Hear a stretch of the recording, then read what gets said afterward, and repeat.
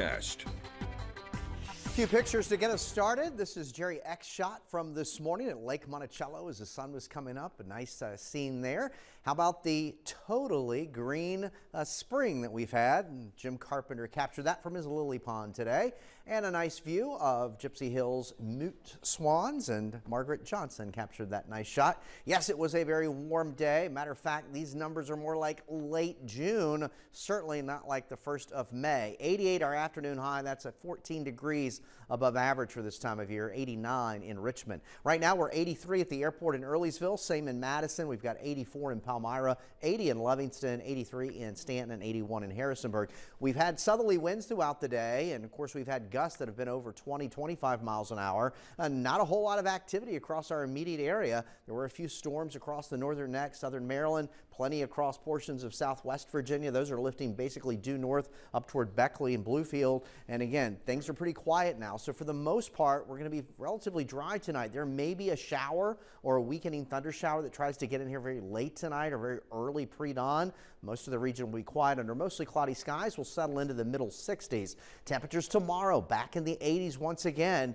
Again, an afternoon shower or thunderstorm certainly can't be ruled out.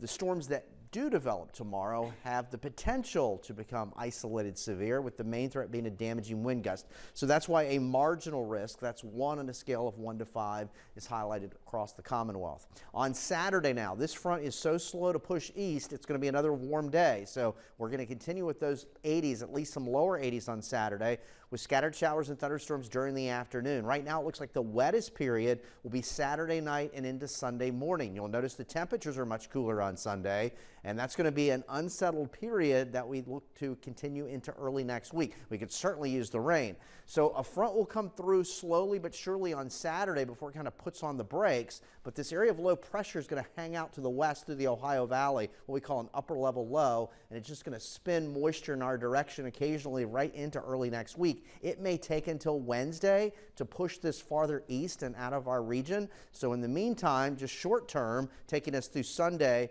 rainfall estimates of ½ an inch to maybe over 1.5 inches.